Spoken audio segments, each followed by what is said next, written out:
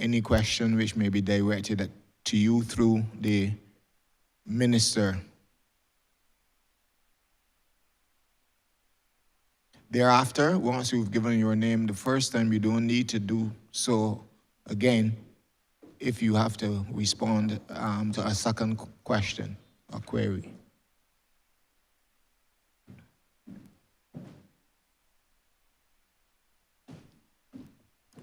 Honourable Member for St. Michael South Central.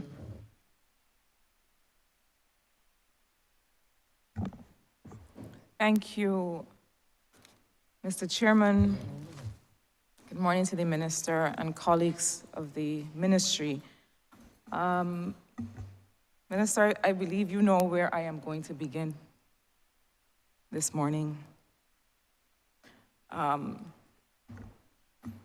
I don't think it is any secret that I have a particularly strong position on the role and function of the National Sports Council, to the extent that it is the institution that carries with it a very serious responsibility for the development of sport, for the engagement of young people, for the maintenance of infrastructure, and therefore the community cohesion and the social capital that comes with all of those responsibilities. It is similarly no secret, I believe by now, that in St. Michael South Central, my team and I have in the past 6 months undertaken our own refurbishment and reintroduction of programs to 2 pavilions. The pavilion at Gully Hill, Grosvenor Road, Carrington Village, and the pavilion at Valerie, which we are this weekend getting ready to complete. They have been undertaken with donated materials, 100%, and 100% of volunteer labor. And the reason we undertook that has to do with the challenges we had with the maintenance of those facilities by the National Sports Council. And I say that with full transparency because the officers sitting behind you, Minister, are well aware. You yourself, Minister, came with me in August of 2023 to examine the conditions of those centers. And in the months that elapsed since, between then and November of 2023, when we were forced to begin our own refurbishment, we got no traction. Minister, my question is as follows. Of the 19.4 million in the estimates as for the National Sports Council in your estimates this year, what part of that and with what execution plan is dedicated to the regular surveillance, because that's where you have to start, surveillance, maintenance, refurbishment of pavilions in Barbados? I know that we are very excited about Mini-stadia, but let me start where the beginning is. What part of that relates to the regular maintenance of those centers? What is the maintenance plan? What are the human resources, tradespeople, carpenters, masons, all the resources that you need that are available to the Sports Council with what regularity? What is the scope then for engaging artisans from the communities where these pavilions exist? That is what I'm asking, and I know, Minister, that you tend to use the word Center Management Committee quite easily. That's coming in my follow-up question. That's not what I'm asking you about now. I'm asking you specifically about the plan and the resources, the approach to execution of those pavilions in this coming financial year that you have this $19.4 million allocated to the Sports Council? Thank you for the question, Minister. The truth is that we inherited a plant meaning all of our community centers, and in this case, the pavilions, that were in a state of disrepair. We have had to remove, for example, I'll come back to the communities, to the pavilions, we have had to remove several light poles at our grounds because of the fact that they were rusted at the base and were proven to be problematic in terms of safety. So we have changed out as many as possible. We took down all of those ones that were rusted out. The pavilions is another situation, Minister, where, like I said, we have started the process. There's a dedicated now, we have a fixed maintenance schedule that we are going from pavilion to pavilion to do repairs that were, I don't know, in a state of disrepair for more than 20 years. So the truth is, monies are allocated. I will have the director of the Sports Council and Mr. Matthias speak to you in terms of plans that we're rolling out to ensure that all of these pavilions are fixed. I must tell you, I'm the Minister of Sports, and Gore Hill, there's some work that needs to be done at Gore Hill as well. So it is not a case that we are oblivious to the issues that are happening at the pavilions. I want to thank you because I have been preaching, whenever I speak to clubs and groups, I've been preaching self-help, and you were able to mobilize at your level to have your two communities repaired. But we are doing what is necessary to ensure that we have those pavilions fit for purpose on island. So I will ask the director and Mr. Matthias to come in and speak to you about some of the work that we're doing. Thank you, Minister Neil Murrell, Director, National Sports Council. Thank you, Member MP Cattle, St. Michael South Central, for your question. The question we have to start with some history. And of the $13 million that we were given last year, there was a serious cut from our requested budget.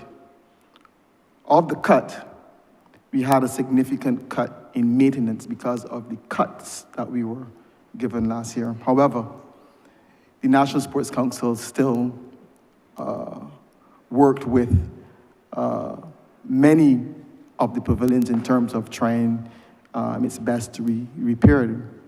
We also worked, of course, with some of our partners, sponsored partners, and I'm happy to hear that Minister Cattle would have worked with some of her partners to ensure that the pavilion, the two pavilions she outlined, was fit for purpose. So we are challenged on one hand with a heavy cut in our maintenance budget, but at the same time, we still work assiduously to try to ensure that maintenance is still carried out on a fairly regular basis. What we have done over the last 2 months or so, 2 to 3 months or so, we have gone around to all of the 70 pavilions.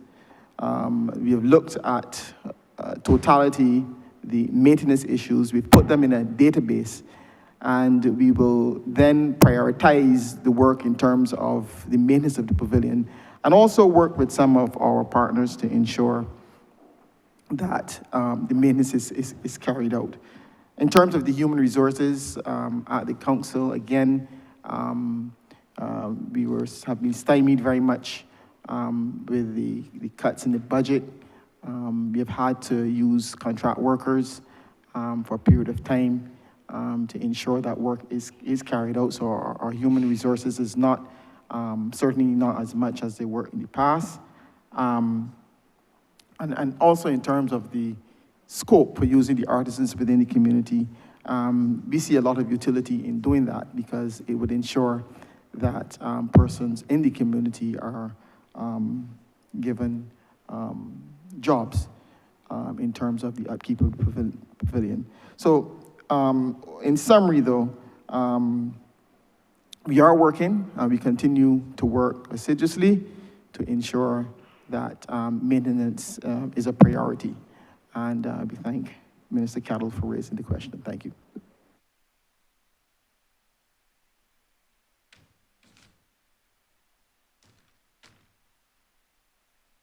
Mr. Matthias, can you weigh in on this as well, please? Good morning, everyone. Nicholas Matthias, Senior Superintendent of Works at the National Sports Council. Endorsing what Director Morrow would have said about utilizing as many of the resources that we had available. Resources still pose a bit of a issue at the Sports Council when it comes to our budget being cut based on requests. So we took a holistic approach 2 months ago where we assigned a supervisor to go out and comprehensively research and investigate the issues at all 70 pavilions. And coming out of that, he has generated a report where we will prioritize certain pavilions as we go along. But I must stress, as the director has said, it can only be done based on the resources we have available. And without those resources, monetary, human, we still will have to prioritize what we can. And as time goes on and resources come in, we will continue to go and get our repairs and maintenance done at these facilities. Outside of that, we still are dedicated to trying to keep the pavilions open to the public and actively so, and we will dedicate ourselves in this financial year to doing that as well. Just by way of follow-up, if I may, I've had a look at your estimates for the current financial year ending the end of March, and I do not see any particular reduction to the maintenance, but we won't quibble over that matter at the moment. Where I do want to follow up is, I thank you for the reply, Minister and team, but I'm hearing a lot of adjectives, and it prevents me from having any clarity or specificity with respect to my question regarding a fixed maintenance schedule and fixed surveillance. Minister, you said in your reply that you've been preaching self-help, and I got a lot of congratulations from your staff in their reply about the extent to which, as the Member of Parliament, I had to hit the road to find resources to address issues that must be a matter of state. So I, with all due respect, don't revel in those congratulations. I thank the private sector entities and the tremendous input of the volunteer artisans. But they came in a situation where children in communities who wish to play sport and who wish to access their centers could not do so safely.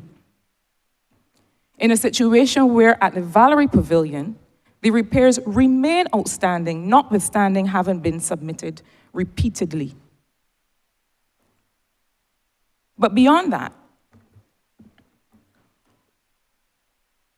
the question of the opening hours of the pavilions and indeed the working hours of the staff who are paid to keep them open must also attract the attention of the supervisory staff and the management of the Sports Council. I would like to hear from you. I mean, I don't know if you're minded to give some more specificity to a maintenance plan, because what I heard in the answer just now had none. But I would like to hear from you now about the extent to which we can expect to see posted on each pavilion what the opening hours should be. Because that would go a long way to help people understand what they can expect and how they can expect to be served. Certainly, we intend, and when I say we, I mean the groups and communities that frankly had no choice but to mobilize in order to get their pavilions in working order.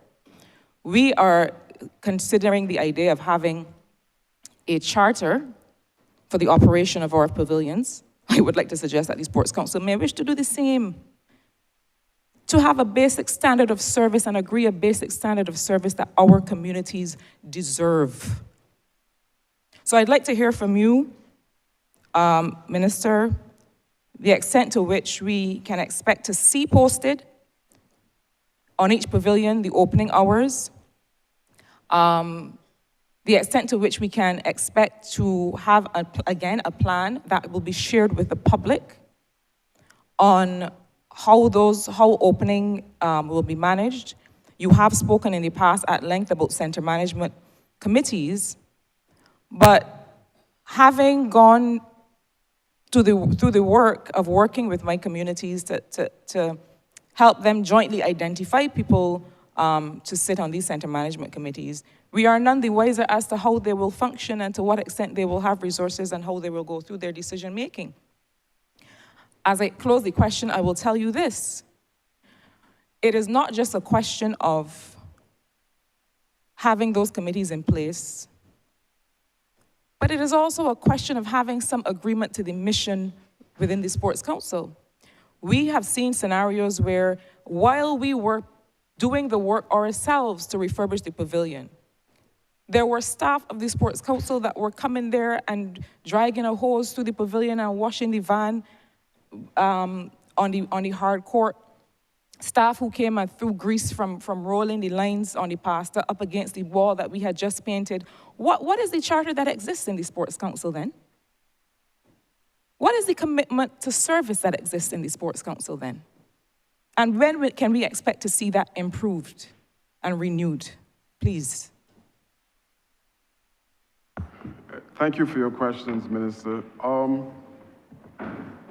The reality is that staff is paid to be at those community centers for the regular working hours as most civil servants. I would now have to investigate to see what is possible in terms of staggering hours to have persons at the locations after 4:30.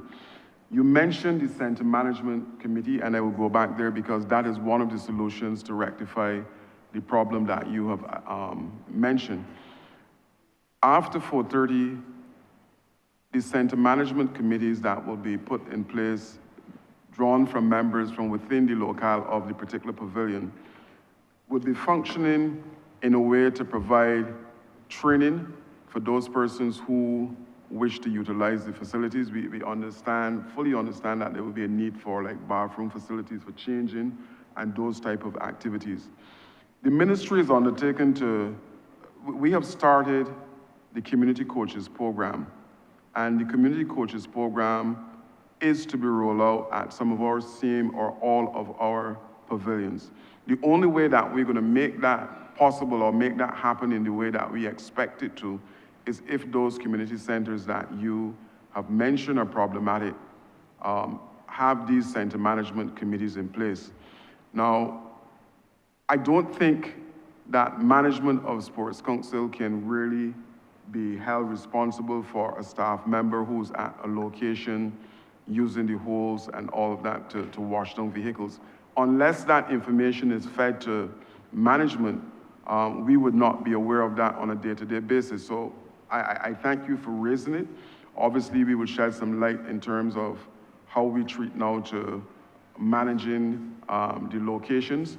But to answer your question, right now, it is a case where our staff work until 4:30. Unless those center management committees are put in place to come and function in a similar way to what we're doing with the community centers, then I really am not sure how I can answer your question in terms of facilitating the needs of those persons who would want to use the facilities after hours. It is the only solution unless, like I said, that we can find a way to stagger the working hours of the caretaker or the person who is responsible for the said location. Thanks, Minister. Forgive me if, in my very deep feelings and concerns about this matter, I did not make my question clear. What I was trying to get clarity on was the mode of functioning of the center management committees at the Pavilion. And I won't ask you to revisit it, but I'll tell you why I asked it before I move on to my second question. I asked it because the way that human beings feel and react is that we are asking people to volunteer their time and their commitment in circumstances where they may have cause to question the time and commitment of those who are paid to make efforts in this regard. So I will leave that with you to reflect on. But I will also say that the committees need very clear guidance on how they are to function, because here you have a volunteer group of people, committed though they may be, they are people from a community who just want to help. And so they can't tell you, they can't give you unless you give them very clear guidance and instructions. And to be quite frank, not necessarily financial resources, but some resources, at the very least, to know that when they call the Sports Council, somebody's gonna come and help them. But I move on to my second question that now has to do with the Community Development Department. Perhaps this question might be a bit pedestrian, but I ask you, Minister, to humor me. We have pavilions in my constituency. We do not have community centers. And so the pavilions are meant to be managed by the National Sports Council. I understand that you have a kind of a division of labor where you have community centers, those are managed by the Community Development Department. But it seems to me that community development still needs to happen in communities that don't have community centers. And so there was a time, 2018, 2019, when I had a clear sense of who the community development officers were that worked in a particular area. I am not sure if that has changed. I am also not sure of the community development program for the communities that I have the privilege to represent. So I would just like an explanation, please, about how does the community development department make itself felt and go about the business of investing in community development in cases where they do not have community centers in those locations? All right, thank you, Minister. First, let me just go back because you mentioned volunteer. I coach 3 basketball teams in St. John, including a female team at the point in time. None of the coaches that coach on island, as far as I know, are paid to coach the teams that they're charged with. So volunteering at community level is nothing new. It has been there from time immemorial, and I think it will continue. So in relation to having persons work with the center management committees, yes, the Sports Council will provide a detailed document in terms of the terms, the TOR for those particular center management committees, where the Ministry of Sports, so in terms of resources, if there's a need to have balls or cones or whatever, that is something that can be facilitated through the ministry. But you asked about community development. In my area, my community center is currently under repairs, and we meaning community development, had to stage a training program at the Gore Hill Pavilion. As you know, Minister, every single ministry, we're pouring from the same governmental cup. So to construct community centers at every location is not something that can happen all at once. But community development are actively engaged in running programs at different locations to benefit those persons who we deem to be the target population. Community development focus a little more over the age of 18 than the mainstream ministry. But I will allow Ms. Keat to come in and share with you some of the programs that are happening through the community development. And in some cases, if there are no community centers, we are prepared to use buildings that are available, i.e. school, churches that are close to the area. Ms. Keat?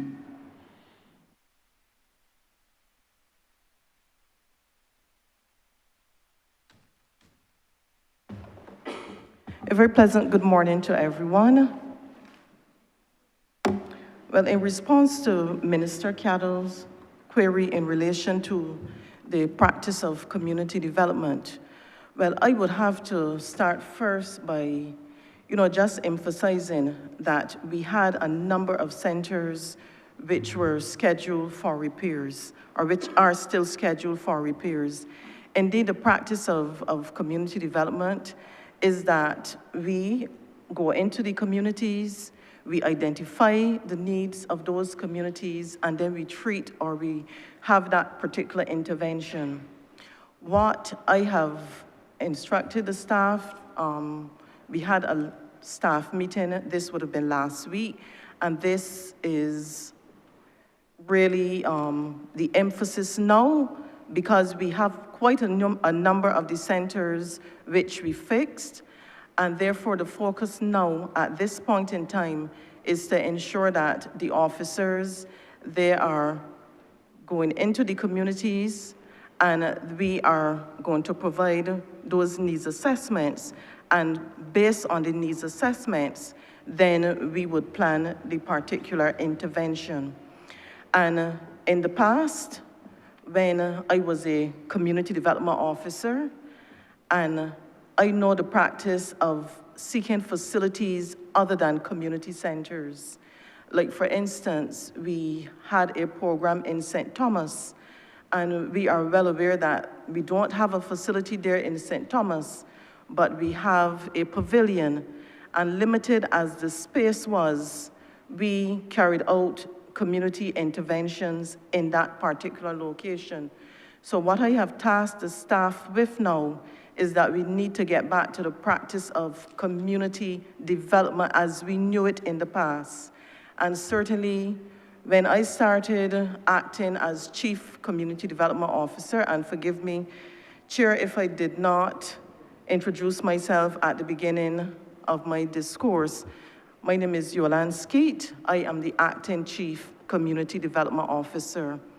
And I commenced acting in 2022. And certainly what I would have found, as I started by saying, it was a dearth of community interventions. And the first task was really to fix those community centers which were out of operations, and to ensure then we have space rather than seeking then to either have to go into a location where we sometimes have to go into a school. It means then seeking permission. The ideal situation for us would be to have a community center where we can carry out our community interventions. But certainly, Minister Cattle, as I started in the beginning of my discourse by emphasizing, the community development officers, they are tasked with going back into the communities and mobilizing those communities.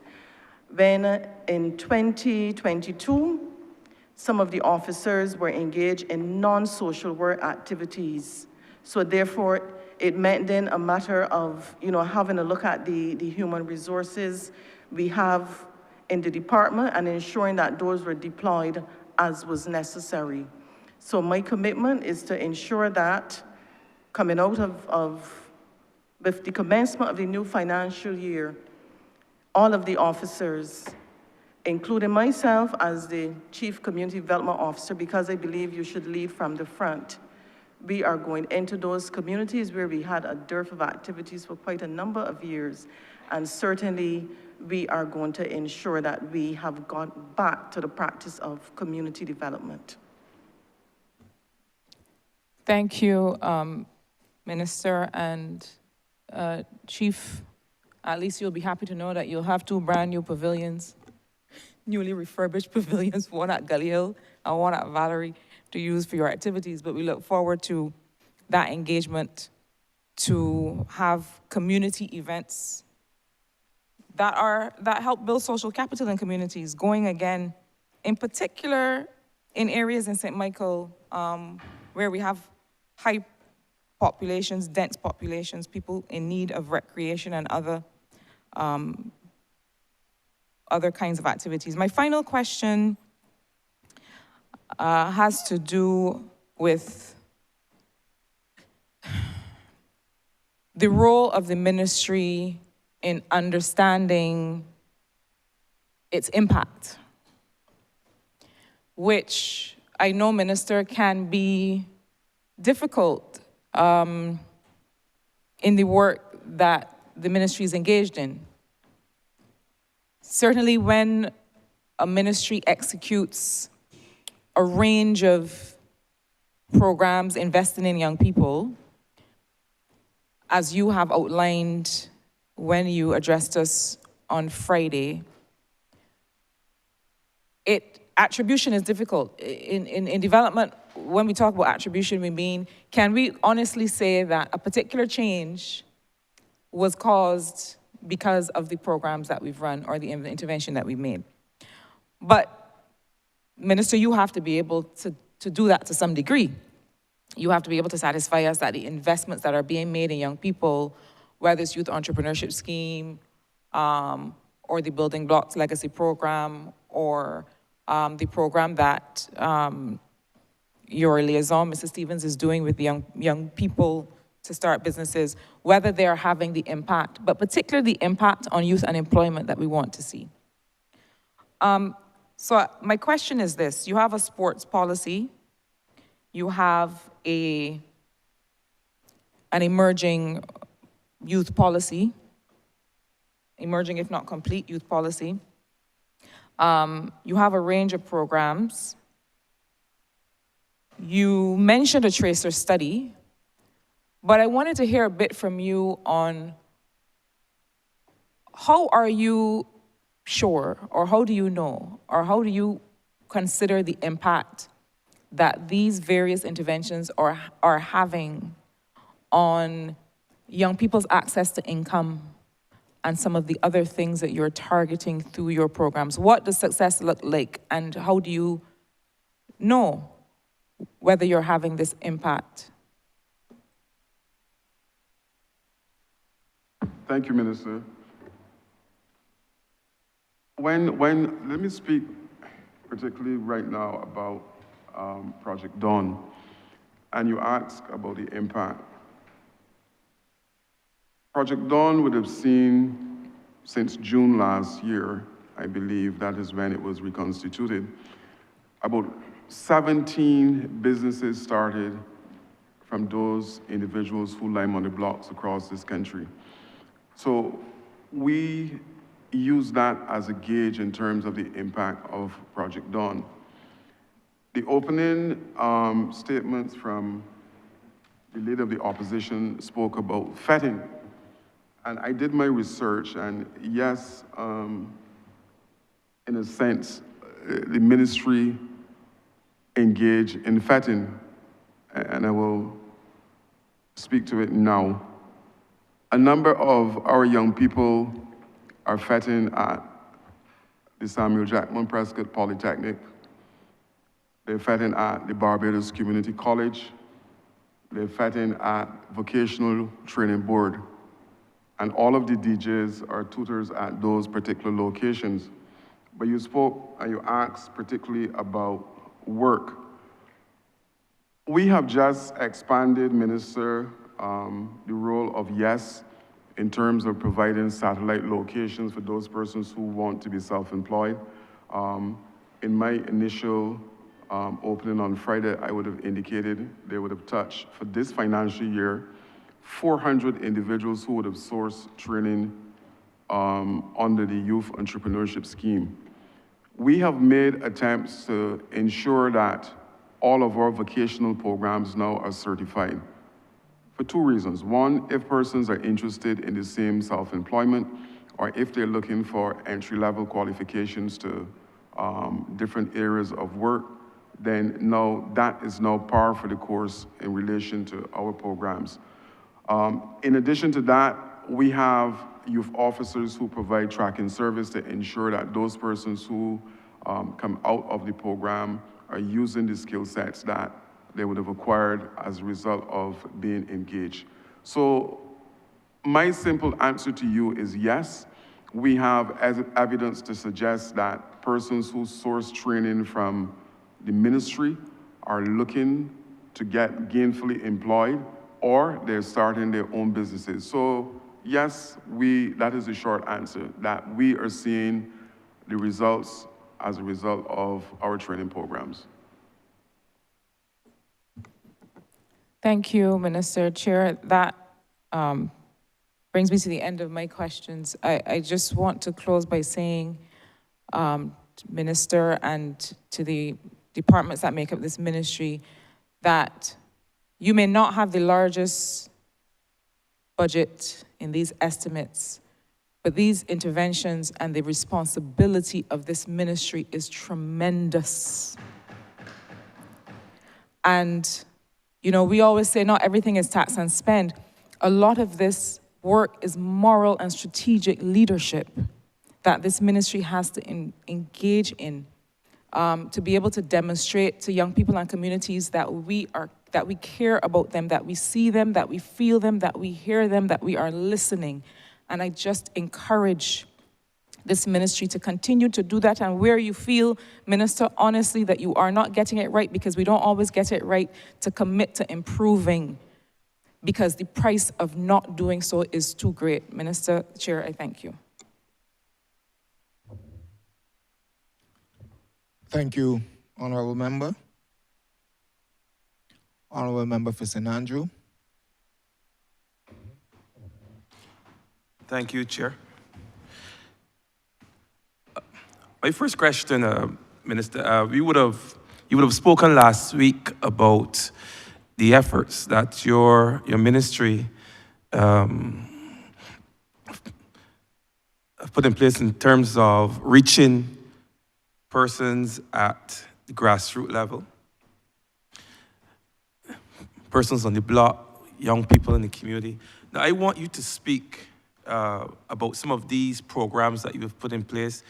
And in your answer, I want you to look specifically at road tennis in this country and the efforts that your ministry has made to revitalize and to elevate the profile of road tennis. We have seen some evidence that certainly Barbadians and certainly this ministry has taken road tennis far more seriously than certainly other governments in the past have done.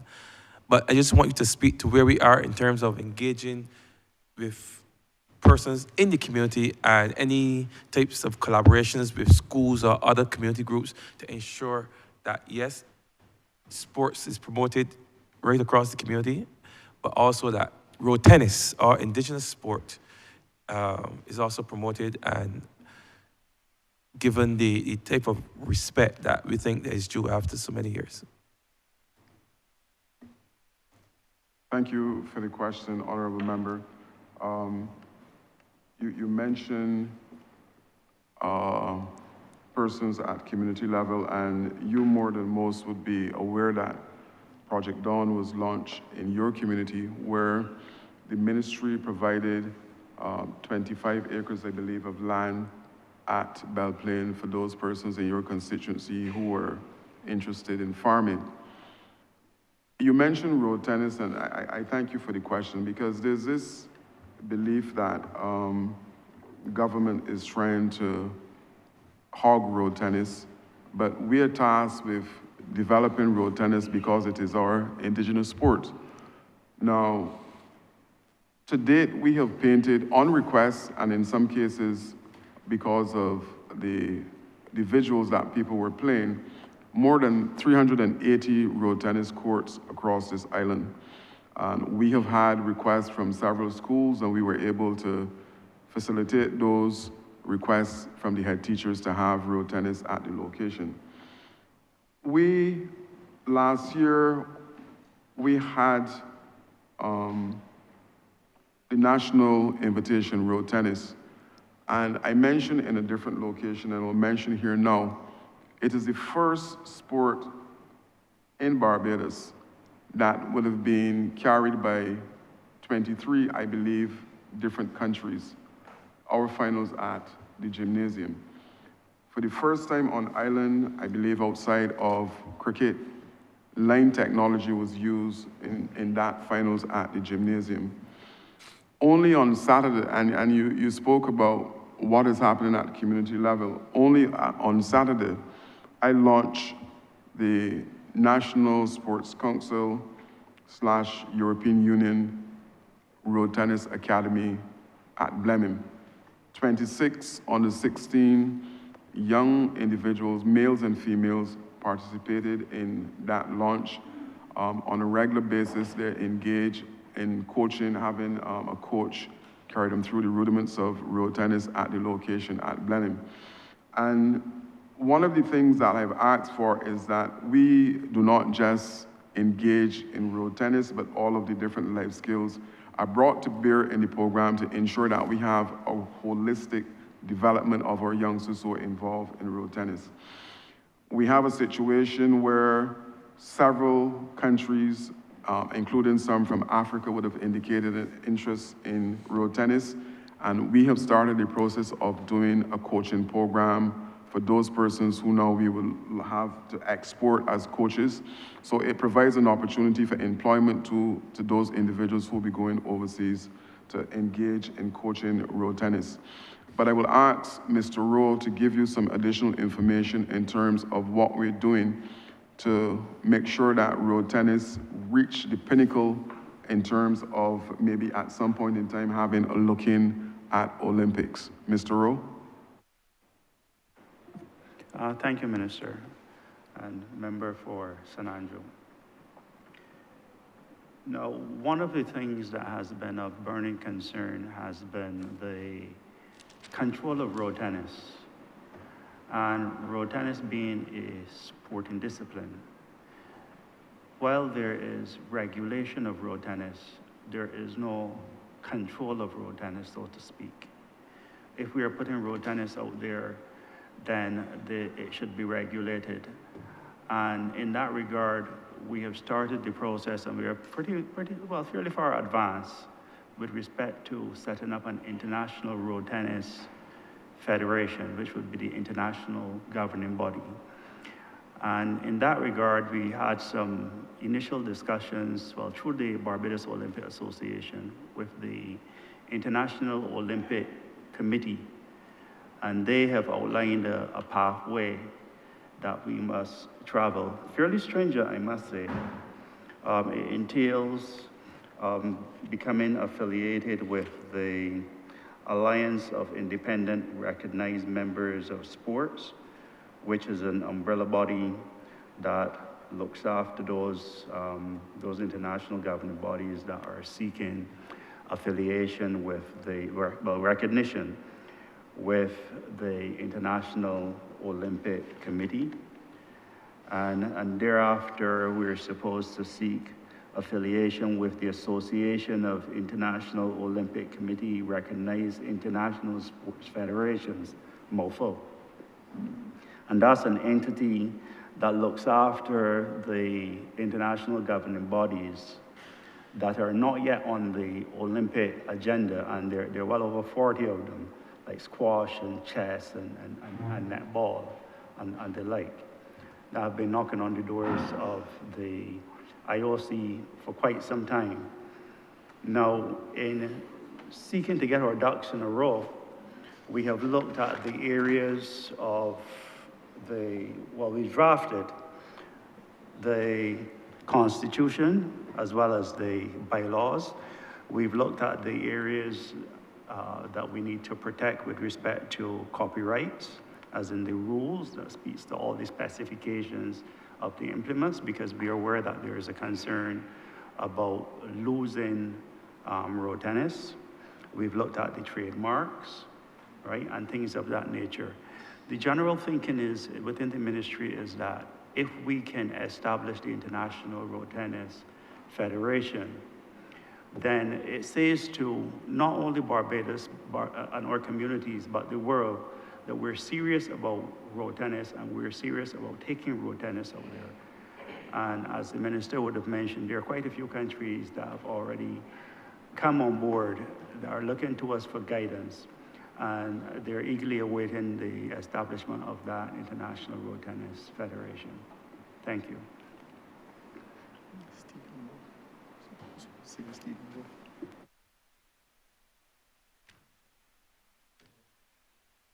Engagement with communities and with schools.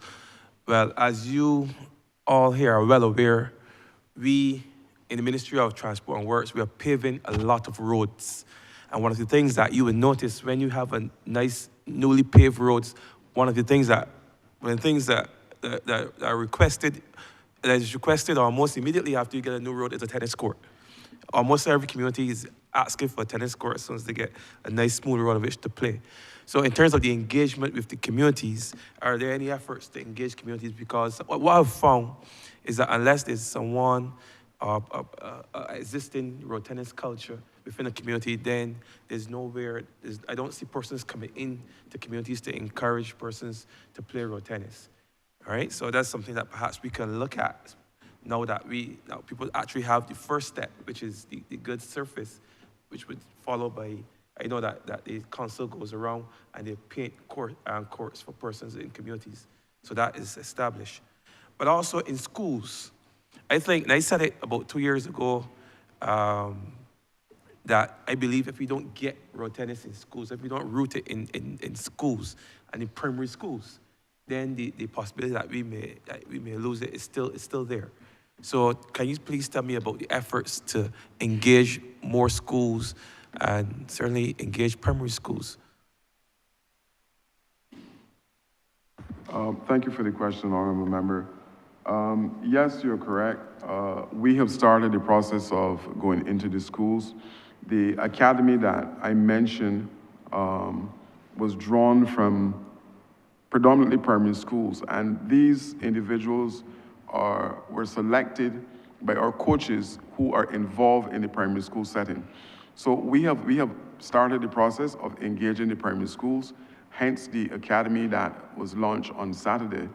And as more schools come on board, then we will expand the program. I would have mentioned earlier, I believe, about our community coaches program that is geared towards doing exactly what you're speaking of, Honourable Member. So we're looking at individuals from within the community who express a particular interest in a discipline, and we're providing the basic training for them at level 1 to go back to the communities to coach. Married to that program, we have now added safeguarding because we know it is absolutely critical to ensure that persons who are tasked with being responsible for our young people need to be functioning at a professional level or to ensure that we have best practices all the time in our program. So the short answer is yes, we are in the primary schools and we're looking to expand the program wherever possible because this is our indigenous sport and we must ensure as a government that the sport thrive. Okay, thank you. And I mean, I don't see why you can't partner with MTW and get a list of all the new roads that we've done in communities and see if you can just go in and put the court, engage those communities with those new roads. We'll be happy to, sir. Yeah, believe me, I'm sure that persons would appreciate that.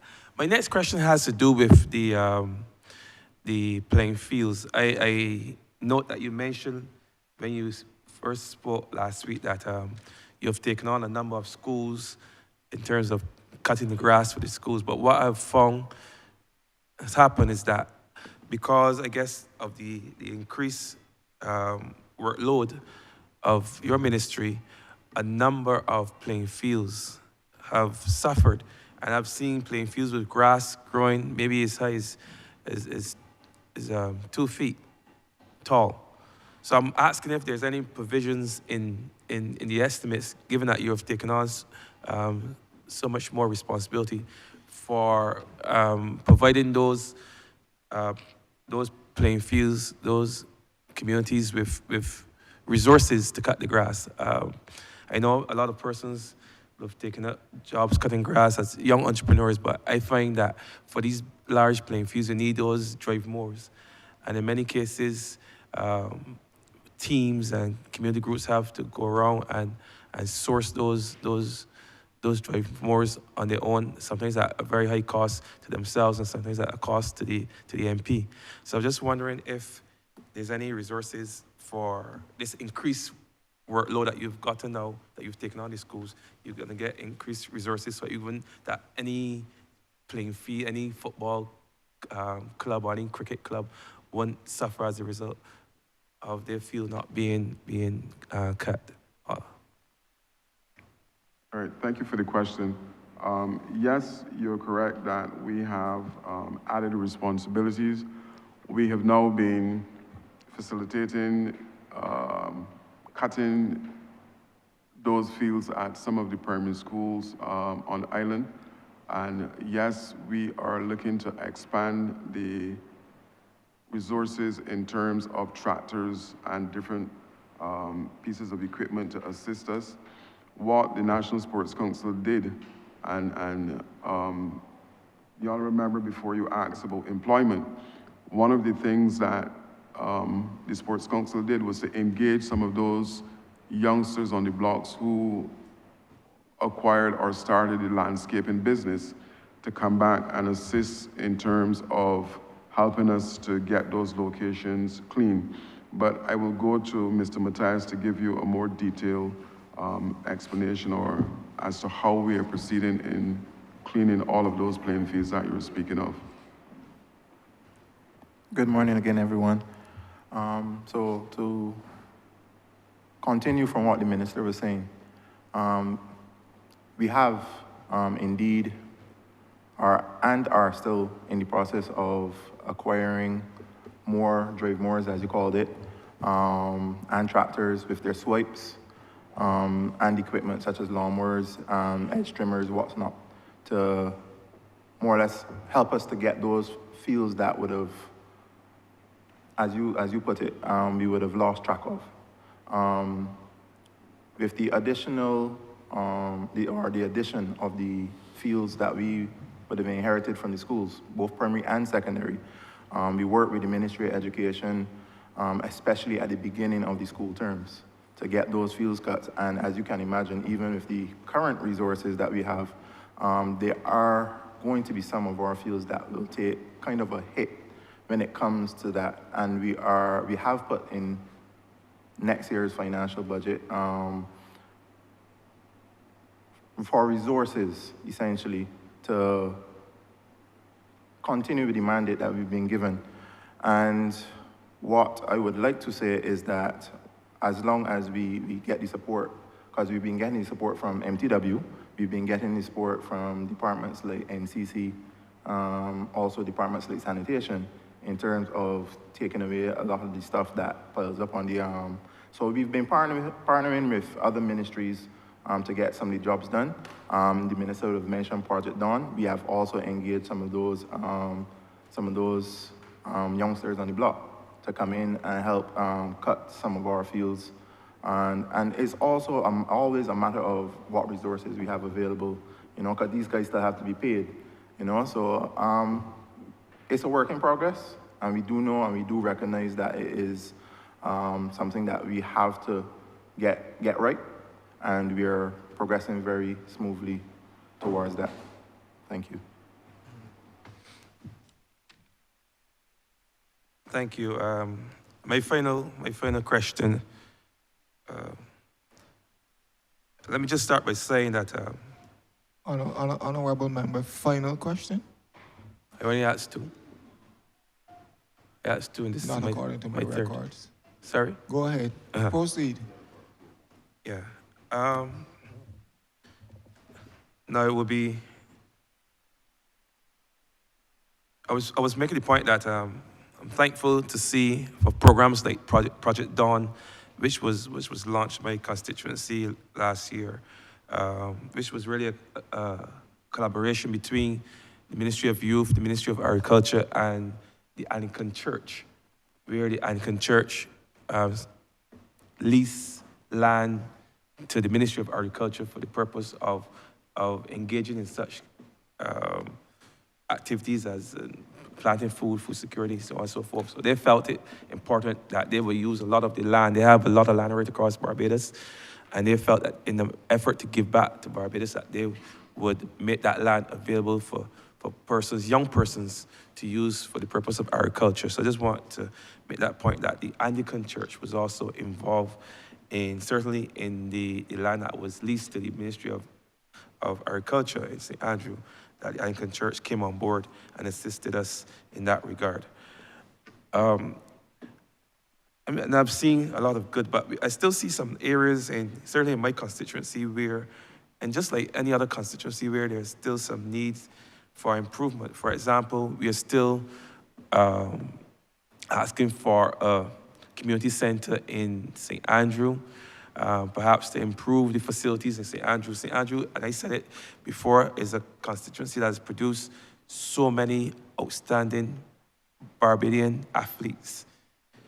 Dave Richards, DeAndre Doughton, Jonathan Carter, all these persons would have gone on, and there are more that played for West Indies. I've even gone back as far as Conrad Hunt. These persons would have played for West Indies, and I believe that a bit more effort should be placed into the building out and the development of sport in St. Andrew and the facilities in St. Andrew. We have an outstanding grounds, perhaps one of the most outstanding grounds, cricket grounds in Barbados, but that is a private ground. But whereas the ones owned by government could do with some assistance. In terms of community centers, there's no community center as such in the parish of St. Andrew. We have a facility down there that replaced the old community center. I don't know if people, the residents in St. Andrew, would even refer to it as a community center, but it is basically what we have, and we were asking for the center that was promised to us many years ago, as far back as the 90s, that would more suit the development and the needs of the people of Belle Plaine.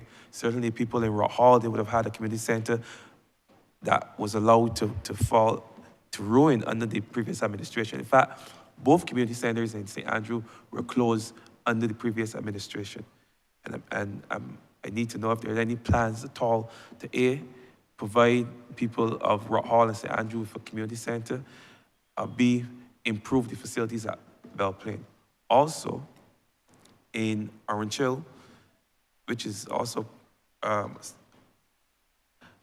very important part of the St. Andrew constituency, though physically in St. James, there's a facility up there,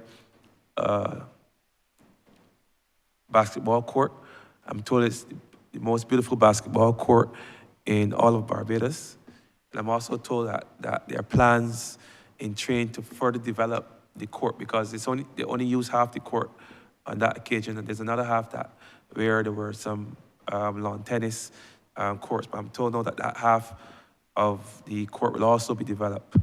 But one of the things and I've spoken to officers from your ministry about this. Yes, we are thankful for the development, but at the same time, similar to what obtains for the Honourable Member for Christchurch West, we have a situation where there's Honourable Member, you're taking a very long run-up. You were at the crease. You asked your last question, please, and you've exceeded your time. Thank you, Mr. Speaker. We have a facility, but there's no bathroom facilities. Children will still have to cross a highway to get to the pavilion where there are bathroom facilities. So my question in short is, as it relates to that particular facility, are there any plans in the estimate for the building out of a bathroom facility there at Orange Hill, Higher Courts? Are Are there any plans for, I know there are plans for the lights, so I just want an update on that. The lights for the playing field where the lights were taken down last year with the promise that they'll be up within a few weeks to months. And if there are any plans for any development of the facilities in, sporting facilities in St. Andrew proper. Thank you. Thank you for the questions. Honourable Member, St. Andrew is one of the locations that we have earmarked to trigger a number of sporting activities because I'm aware that sports in that particular location is almost flat. I will allow either Mr. Matthias or the director to speak about plans in terms of dealing with sporting facilities in your constituency. But I will also ask Mrs. Skeet to address some of the issues that you would have mentioned in relation to the community centers. And let me say to you that if community centers were previously in existence at the locations that you mentioned, every possibility is that those locations are state land, and we should be able at some point in time in the future, if not this financial year, to look at rebuilding those community centers because it is one of the ways that we provide structured activities for our youngsters within the community. And I'm sure that we will look to make sure that you are serviced in those areas where there are no community centers. So Sports Council and then CDD, please. Good morning again, everyone. In the parish of St. Andrew, I can come to Orange Hill second. But so far in the parish of St. Andrew, we have more or less undertaken to try to adopt the fields and make them ready for cricket, for football. So coming out of the blocks for what I term the internal lighting at Sports Council, where we're trying to get some of the fields back in play. Bell Plain was the first out of the blocks for the fields, where we put up lights. We did a minor regrade on them and we put lights on the hard court. As part of the stadia project that's going on, I noticed you mentioned isolation, and yes, it is a private ground, but in partnership with that cricket club at the private ground, where we have put up lights. We're going to put in, we're going to help them to continue to keep their facility in good shape. Conrad Hunt, we've also earmarked, we put lights there. We're going to continue to make sure Conrad Hunt is used. He's a stalwart coming out of your constituency. And so we'll continue to make sure that the ground that's named after him is kept in good shape and utilized as part of programs that we will earmark for the area. Moving on to Orange Hill, yes, you have one, if not the best looking basketball court on the island, coming out of a partnership with Western Union. And we do have plans to further upgrade the lawn tennis side of those courts, possibly, well, not possibly, in the next financial year. I also have, I got it just over the weekend, quotation to get the lights on Orange Hill Hard Court, Orange Hill playing field. Replace. And to answer your question about bathroom facilities and not have to cross the highway, which is a concern, as in the safety of the youngsters that will be utilizing the courts. We have looked into having a container type facility, which we will retrofit to have changing rooms, those bathroom facilities that you're talking about, and in general, an area for the youngsters to be comfortable in terms of their basic needs, not only for playing sports, but having team meetings and what's not. So yes, we have put it into our budget and we have considered those options, not just for your constituency, but for others as well, but particularly yours based on the question that was asked. Oh, thank you very much. And thank you, Minister, and thank you, Mr. Chair.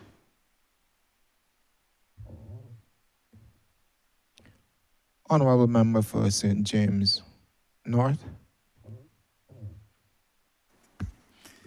Thank you, Honourable Chairman. I first beg your indulgence to speak to an issue which was on the news yesterday, and of which I spoke to the Honourable Minister on yesterday when I heard the news report.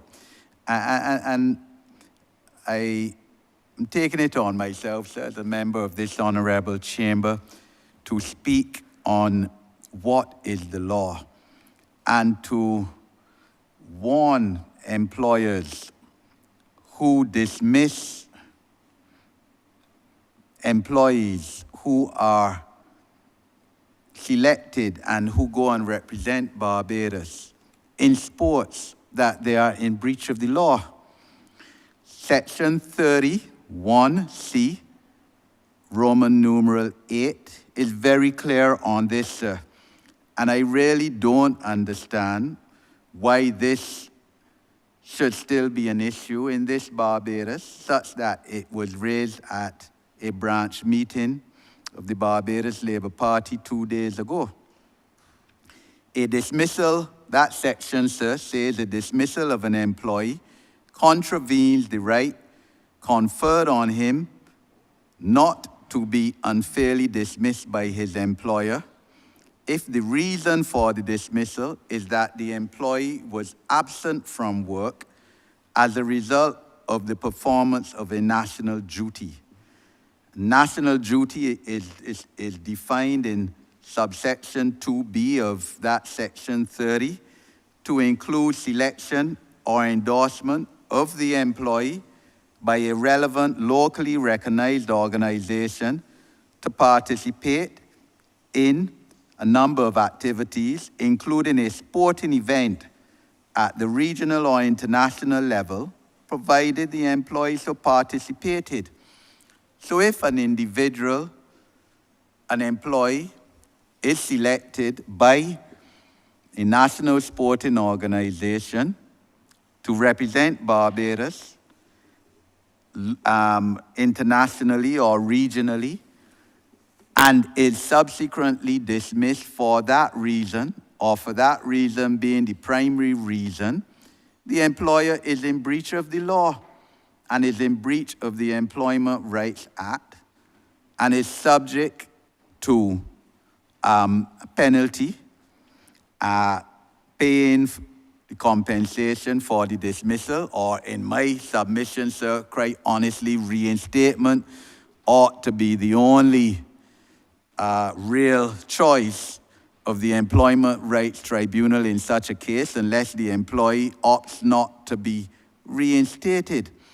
And it's appalling that after 12 years of this statute being enforced, sir, that this should still be an issue. I believe this issue was raised in this Parliament already. Whiteside was a member of it. And I don't see why this should still be an issue, because these are the same employers who, when November comes around, are pomposetting that they are so nationalistic, they are so patriotic, they are so patriotic, and in some cases, I'm sure, they are making money out of our independence celebrations or Republic celebrations. And this law makes proper sense, sir, because you want well-rounded individuals. In fact, national duty is also defined to include organizations, members of organizations representing the Boy Scouts and Girl Guides and St. John Ambulance, of which I was once legal advisor, and I believe the Honourable Member for Christchurch, he succeeded me as legal advisor. It also includes jury duty, sir. And I recognize that at least 2 criminal court judges recently had to again reiterate to employers in this country that they can't penalize. Honourable Member, I also have to reiterate that Yes, you should sir. ask the question. You have to your 3 minutes. Appreciate that, sir. But I just want to make this plain, sir, and warn employers that they ought not to be penalizing and dismissing their employees under these circumstances. In terms of the question, sir, Honourable Minister, parenting is a major challenge. Issues of parenting or perhaps lack of proper parenting in Barbados. And you're fully aware that I am conducting such a program every Saturday morning now, parent education. And I am just wondering, Honourable Minister, where in your budget is provision found for advancement of such programs? I know that the Ministry of Crime Prevention has taken the lead on that, but I know funds have been spread across different ministries, at least during this financial year on that. And where is your ministry's provision for that? How much money is provided? And combined with that, Honourable Chairman, is the issue of the Youth Advance Corps, where what I am seeing, and Honourable Minister, you can correct me if I'm wrong, that under Program 77, Sub-Program 567, I am seeing a proposal to reduce the estimates for this coming financial year for the Youth Advance Corps from 19 million last year, $19 million, to only $11.4 million this year. And I was wondering what would inform such a decision to reduce to that extent monies allocated for the Youth Advance Corps. First question, sir. Thank you, Honourable Member. Chair asks you to come with a question. It seems like you asked all 7 one time. But I will respond to you. Yes, parenting is a major concern of the ministry. We have launched last year a mentorship program. We have the youth hotline, and I believe that a parenting program, in particular the mentorship program, I believe that a parenting program should be fused to this particular initiative to ensure that the mentees benefit in a significant way from that parenting program. There's a special projects committee at the ministry, and I've asked them to look at the possibility of rolling out a national parenting program. But embedded in the programming of the youth development program are parenting projects that will come. So I'm going to ask the Principal Youth Development Officer, Mrs. Titus, to answer you in relation to some of the parenting programs that would have come from her section. And then Director Haynes will respond to you in relation to the BYAC. Thank you.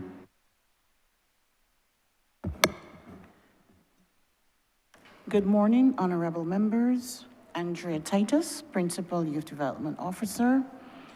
As the Minister of Youth indicated earlier, we are about to launch a parenting program. Officer, I didn't get the first name. Andrea. It's the chair speaking. Andrea. Thank you. Andrea Titus. As the Minister indicated earlier, we are about to launch a parenting program. This is a national program, and this is basically being, it would spiral from our mentorship program, where we want to provide that type of support for the parents who would have been involved with within our mentorship program. And this is something that we are looking at launching actually this month, coming on to the end of March. In addition to that, we would have had one of the officers also launching a parenting program sometime during the month of February as well.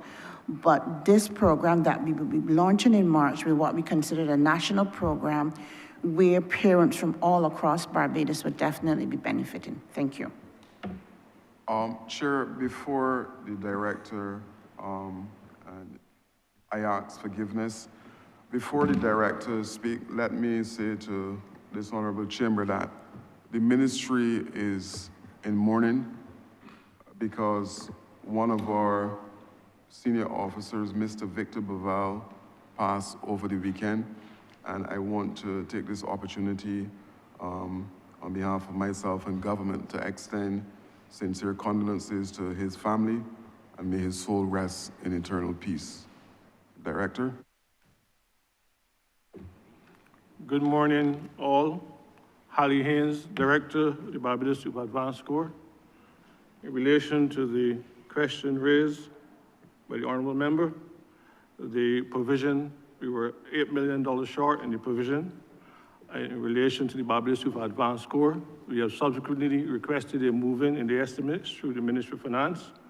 And once that is approved, we will see the construction of the classroom block, the construction of the kitchen cafeteria or the auditorium block, and the continued infrastructure work of the second phase of the Barbados Youth Advanced Headquarters. Once we have the funds in this new financial year, we expect to complete the BYAC headquarters in April of 2025. And this really will end the journey of having a permanent home for the Barbados Youth Advanced Corps, so we can cater to 300 persons per intake, a total of 900 persons. And this will represent a historic movement, occasion for as we seek to respond to the development needs of our young people.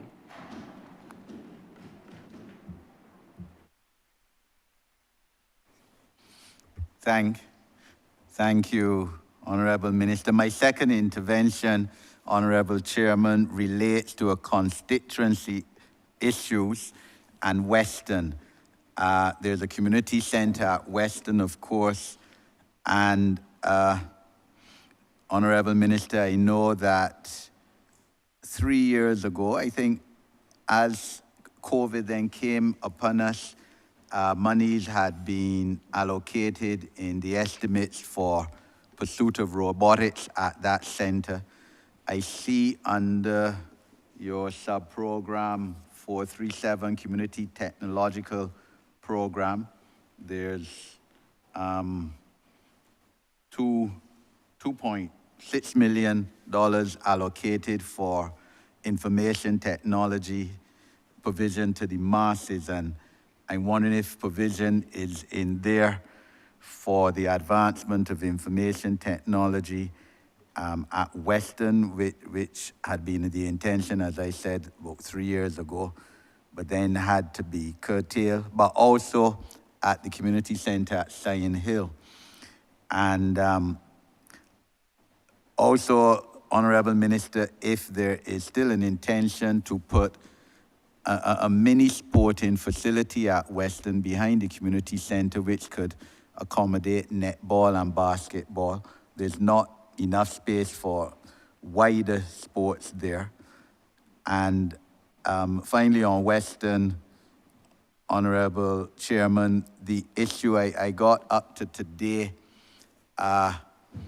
calls from constituents that there are issues with the use of the community center and the community development department curtailing or hindering that use for a reason that has not been made known to, for example, the Western Fisherfolk Association, who used to have use of that center on Tuesdays and Thursdays, and then was suddenly told that for some reason, because of some issue, they couldn't be used. And I really think that in the interest of accountability, if there are challenges, it should be known to my constituents, especially those in the Western area. Thank you, Honourable Member. I remember doing a site visit with you at the location in relation to the addition of sports, and I will ask Mr. Matthias to address you on where we're at as it relates to the small area adjacent to the community center. As it relates to the community technology program, we have put that on pause at this point in time. We have to do some reviewing of the program. So right now, it is not currently going. But I will ask after Mr. Matthias, Mrs. Skeet to come and speak to you in relation to what is the position in relation to the usage of the community center at Weston. Mr. Matthias? Good morning again. I was on that site visit, that initial site visit, in regards to the basketball, netball court at the back of the facility. And we did proceed to get, to start that process. But in that process, there came an issue with the right-of-way when it comes to the boundaries that was raised on a secondary site visit. Two of the residents came out and inquired as to what our approach was. When we did our research through National Housing and Land and Surveys, there was a right-of-way in the initial area where we wanted to put the full court. So we had to rethink the idea and come up with a plan of action. We would have requested that the area be surveyed so we could see those boundary marks clearly, and that has not been done up until this point. But we have not forgotten, and we are still, we still have a Weston in terms of making that basketball, netball facility a reality.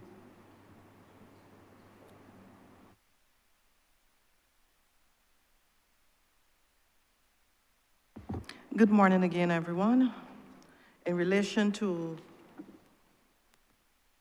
the question of the use of the Weston Resource Center, last year, there was the construction of a fish market, temporary facility in the car park of the Weston Resource Center. And since then, we've had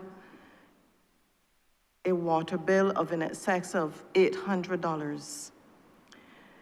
I've asked the officers who are assigned to that area to conduct a site visit. That site visit is due to be undertaken sometime during the course of this week. Certainly, we understand the state of disrepair the Weston Resource Center is currently in, and it is all in an attempt to ensure that those persons, the center patrons, that they have a safe space where they can have their community activities. Certainly, it is not an attempt to hinder the use of the facility, but those persons who are familiar with that facility, you can see the state of disrepair. The windows are starting to fall out whenever it rains. Rain is there's a lot of water seepage going into that building. That building is predominantly wooden, so therefore that is the challenge to the eastern side. We have an engineer's report, and the engineer's report, which is on file, it did indicate that it is going to take a substantial amount of money to ensure that the Weston Resource Center is pressed back into an acceptable state of use. But what I can assure is that we have allocated $300,000 in this financial year to commence those repairs. But the challenge now is because there is the temporary fish market in that particular area, that is going to be the challenge. So we have to ensure that that facility, which is over to the seaside of the road there in Weston, that facility is completed. Then the persons who are actually taking residents now in that car park, that is moved before we can undertake the refurbishment of that facility. But certainly, we have allocated in this financial year $300,000 to commence the repairs. And what I can say here is that the Weston Resource Center might be similar to some of the other resource centers we were challenged with repairing for the last 2 or 3 financial years. They had to be undertaken in phases. For instance, those persons who are familiar with Grisette's was also in an awful state of disrepair, and we had to undertake that refurbishment there in 3 phases, similarly Gall Hill. And as we go on, we are going to treat to those areas, but certainly you have to bear with us because we have seen an aggressive maintenance program which commenced from 2020 and is still currently ongoing. But I would have to caution, in this particular maintenance unit, there's only 2 persons who are actually responsible for maintenance at this point in time. I was tasked with the responsibility as Deputy Chief Community Development Officer acting, and now I am still tasked with that responsibility as Chief Community Development Officer acting. And then there is a maintenance supervisor in the ministry. So it's just the 2 of us, a 2-man army, ensuring that we have carried out an aggressive maintenance program within the last 2 financial years. So certainly we are going to treat to those areas, but it is going to take some work because of the extensive repairs which are required. I thank the officers for those responses, but just wish to say, one, yes, I'm aware of the challenge at Weston with the proposed very many sports facilities, but would urge the ministry that there are no recreational areas for sports in St. James North along the coast. Nothing between Maple Cricket Ground and Spikestown playing field. And I really urge the ministry to resolve this issue of lack of sporting facilities along the coast for a quite large percentage of people residing in St. James North. And in terms of the use of the community center, the response of the acting chief is reasonable. I could only urge, and this in my submission is a failure in terms of a lot of government departments, inform the people. Don't just say that, you know, you can't use it. Let them know the reason why. We even have an administrative justice act in terms of these purposes for other issues, for government to inform the citizens who have a right to know when these decisions are taken. My final question, Honourable Chairman, relates to people with disabilities and the national sports policy, which I believe is a green paper, Honourable Minister. You could correct me if I'm wrong.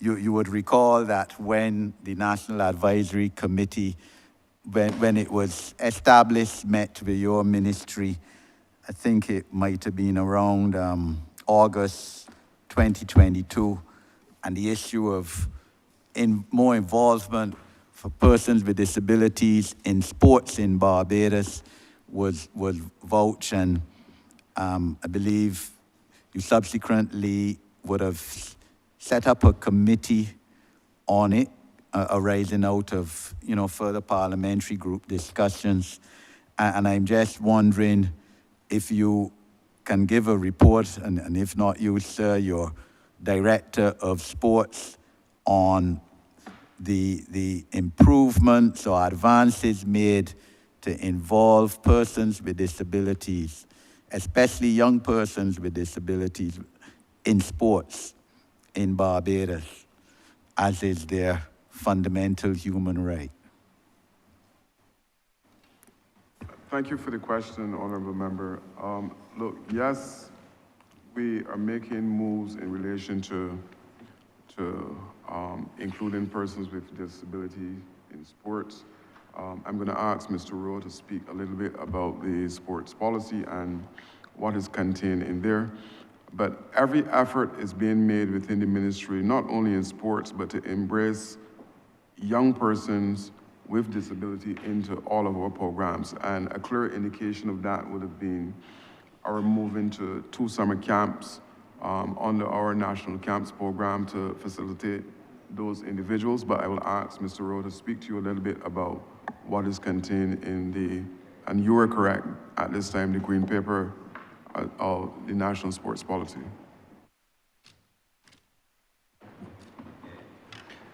Thank you, Minister. Well, with respect to the green paper on the national sports policy, if you can just bear with me momentarily so that I can give you the specifics. This-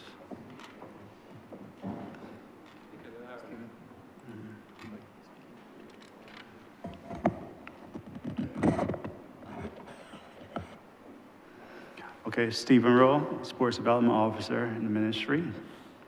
All right, thank you for the question, Minister. All right, with respect to the green paper on the national sports policy, what we've sought to do is ensure that the disabled, there are provisions at each juncture to have the disabled embraced in all areas of sports, whether it be sports facilities, whether it be sports programming, whether it be access to training. We've sought in all areas to ensure that the differently able is embraced. Thank you. I thank you, Honourable Chairman. Mr. Chairman. Honourable Member for Christchurch West. Mr. Chairman, I beg to move that Your Honour reports progress to Madam Honour Deputy Speaker and beg for leave to sit again. The question is that I do not report progress to Her Honour Deputy Speaker and beg for leave to sit again. All honourable members in favour, say aye. Honourable members against, say no. Methinks the ayes have it.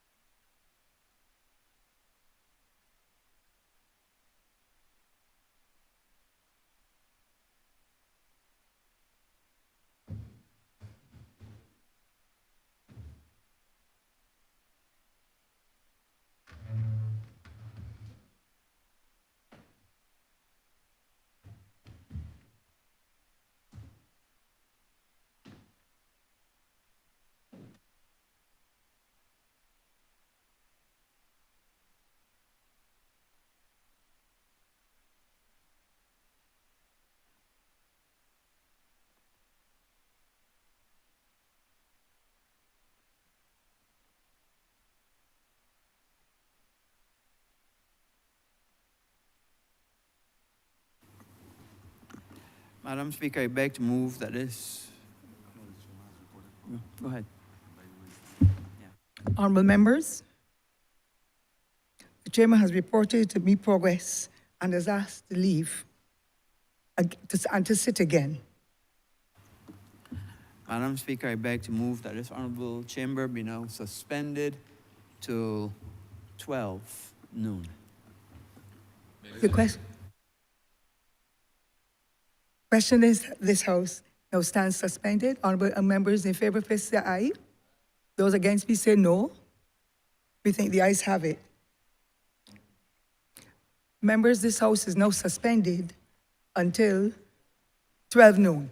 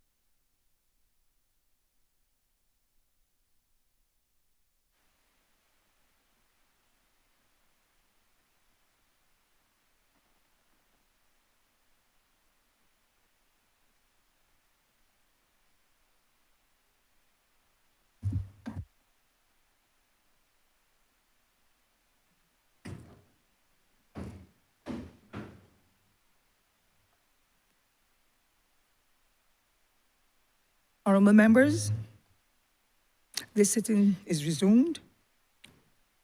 Prior to the suspension for the break, this honorable chamber was in the Standing Finance Committee. We will revert to such at this time.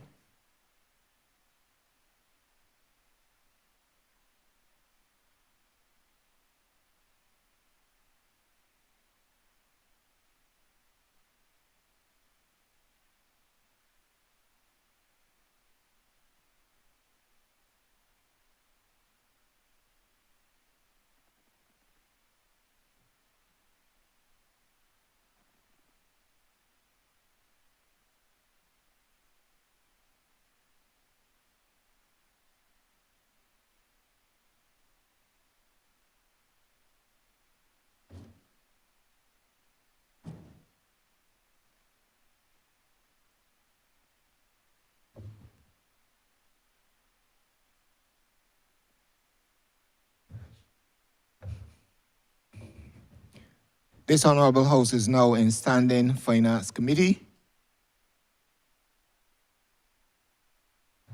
And before we go to the next Honourable member, let me remind all Honourable members of the rules, the standing orders governing this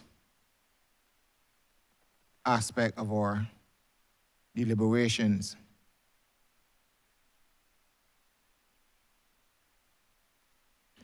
Five minutes is given to the minister to respond to any questions which may be directed at him.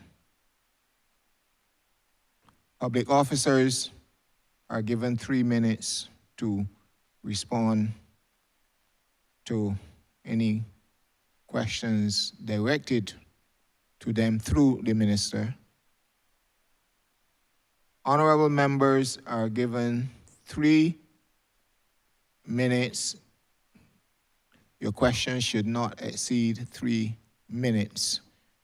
If you take 3 minutes for your preamble, then I would deem that you've asked your question and you will not then be allowed to proceed, or your question, you will so be determined whether you want to spend your 3 minutes in an address,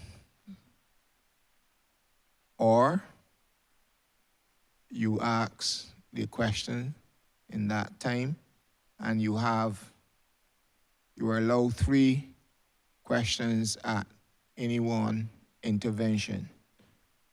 I hope that I am clear in that regard, and I therefore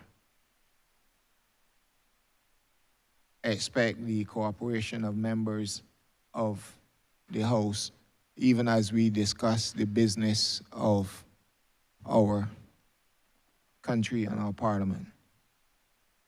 Honourable Member for Christchurch South.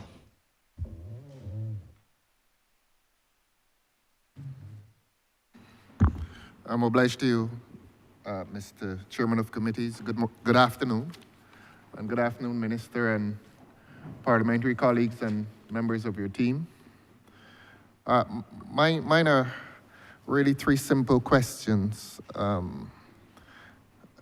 I'm attracted to this concept of mini-stadia. I first heard it in here during a debate last year, and I know that it seemed to excite a lot of interest. Mine was more curiosity than interest, admittedly. And I thought that mini-stadia, or I thought that stadium implied a running track. But of course, one wanted to know which athletic endeavor would have been the focus of this stadium. And I thought that if the focus was on athletics, at least you'd have a 4-lane track of about 200 meters so that young runners would have the experience of the bend in athletics. I understand that that is not the case, so that perhaps it was cricket. And I can tell you, Minister, that no stadium can improve cricket in Barbados. In fact, in the world, we have done better than any other acreage on any part of the globe in terms of cricket. So was it football? We did not know. Was it basketball? We did not know. I don't have I haven't visited any of them, so I speak from a position of ignorance, really. I do. I'm told, though, that the transformation becomes that of fencing the geographical area, the geographical recreational area. I'm told that's what is going on. I would urge the ministry to revisit that idea. A recreational area, you must feel, it must feel like an organic part of the community. Our best recreational areas are those areas contained within villages, within communities. I watch a lot of cricket on Saturdays, and my favorite destinations are the grounds that are contained within communities. You feel a part of the community, and the minute you build a fence, you're really separating it physically from the community.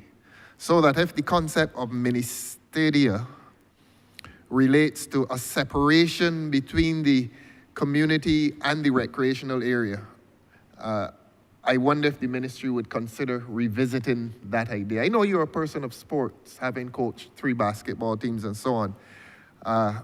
You know that when basketball, I'm wrapping up, sir, you know that when basketball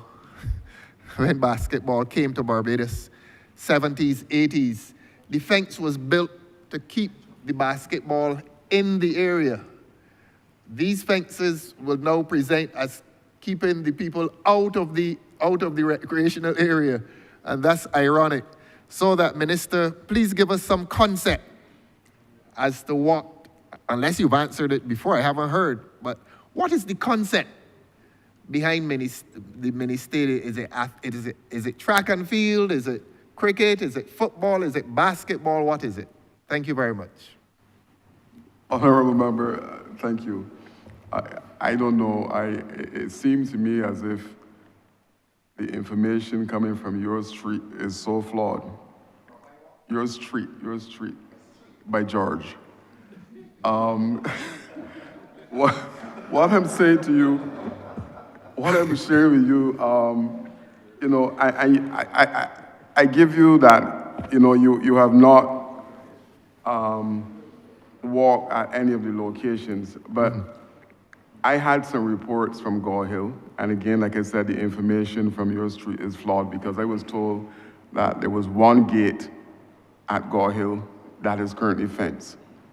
All of the locations where, and I will ask Director Bascom to come after me to give you the fullness of these things. All of the locations where we're putting down the mini-stadia, there's a minimum of 10 gates. And I had 2 females from my constituency who said to me, look, this is a blessing because when I'm training on morning and my young ones are with me, I know there's a level of security because they just can't venture into the road. If you ask the St. Michael's School if this project is working, you will get a resounding yes, because Glow Sports was held at Briar Hall, and it allowed the St. Michael's School to close the other 9 gates, have 1 small gate open to take money for persons who entered Briar Hall. Thousands of dollars were made by the St. Michael's School as a result of gate receipts at Briar Hall. The honorable member for the area was there with me only recently at a cricket match. But this belief that we are fencing locations and we're stopping the communities from having access is not the case at all. But I will allow Director Bascom to speak to you in some details about what is really entailed as it relates to our mini-stadia. Thank you.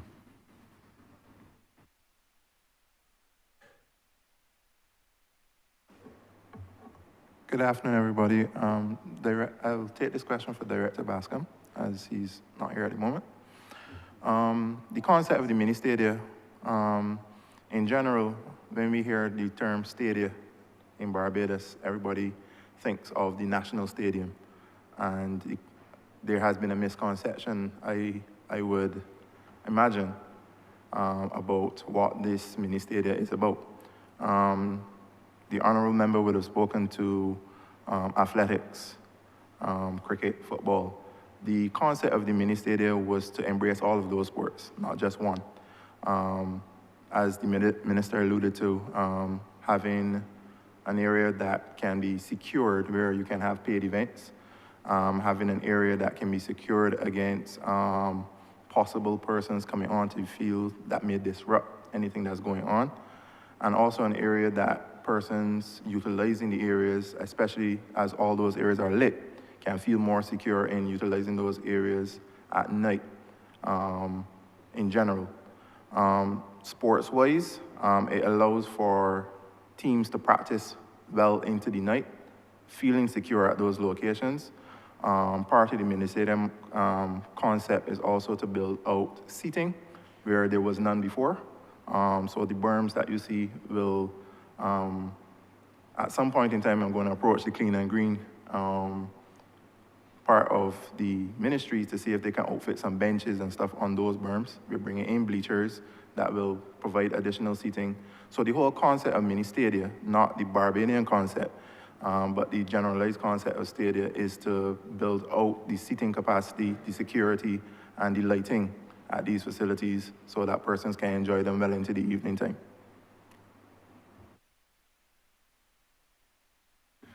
All right, I appreciate the clarification and hold the position of my street, to quote the minister, that you may consider or you may reconsider your plan to do 13 of them. Nobody approached me. To do 13 of them. And the government probably should think of doing 3. One in the north, one in St. Michael, and one in the east. So north, south, east. 4 if you can afford them. Well, that's south. That's south. And that's south. And if the government needs to determine where is its focus. Is it cricket? And as I've said, nobody can teach a Bajan how to play cricket or where to play cricket now. We played it in the passage at home. We opened the gate and played it in the yard. And the fast ball used to run in from in the road. So you don't need cricket stadia in Barbados now. If the effort is to produce more Obedelis and Shadow Williamses and so on, please consider 3 facilities with at least, I would say, at least a 200 meters track. If you're more ambitious, if you have the money, if the Ministry of Finance is willing to spend some of the money it spends on travel and spend it for young people in Barbados, do 4 4-lane tracks at these 3 locations and encourage track and field in Barbados. Rather than, as the gentleman said, focusing on seating. Minister, you spoke about Glow Sports, where it seems that the emphasis is on collecting money.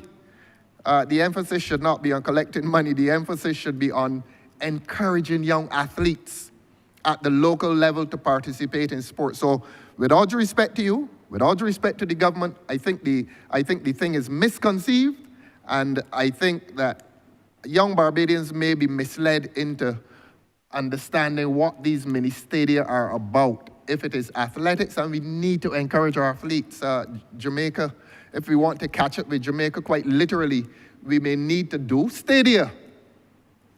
A 4-lane, 400 meters track in 3 locations of Barbados. Minister, you may be surprised that in 10, 15 years, we have some of the world's best sprinters. Right now, a fellow who lives in St. Lucie, who cannot get to the National Stadium, what's he gonna do, run on the grass?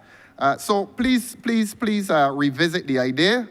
and create 3 mini-stadia that are genuinely mini-stadia with a football field or a cricket field in the middle. That's easy. So please let me go on to my next question. That's my follow-up. Minister, my next question is simple. What is your ministry's relationship with the BCA and the BFA, 2 of our staple sports in Barbados? We tried with basketball. I know you're a basketball coach, and you and I love the game. And the BFA. Those are 2 of our most important institutions in this country. The BCA has done more for this country than a lot of politicians. You don't mind me saying that. The BCA, the Barbados Cricket Association, and the Barbados Cricket League, which is in decline and which needs to incorporate with the BCA, that's one of the most important social institutions in this country. And the BFA, which caters to thousands of young men and now women. What is your ministry's formal or informal relationship with those 2 institutions, which are as important as our political institutions, including 111 Robert Street? I take it you know where that is. Can't find it. Honourable member, to answer your question, yes, there is a relationship between the Ministry of Sports and the BCA and the BFA. Last year, we launched our community sports program, community coaches program, and the first cohort was 20+ football coaches to expand football at the grassroots level, because it is a mass-based sport and is one of those areas that we figure we can inject some assistance. So that particular community coaches program was put in place. 20 individuals who are interested in coaching at community level. One of the things we asked them to do is to form a team, club, so that 2 things. 1, they can hone their skills, and the other thing is that they're able to engage at least some youngsters in some constructive activities at the community level. So we're working with BFA. I had a meeting recently with the head of CONCACAF and the president of BFA at my office to look to see how we can work a little closer together in terms of achieving some things in football. So the workload or the working together with the BFA is currently on the way. In terms of the BCA, yes, we are working with the BCA as well in relation to the development of cricket.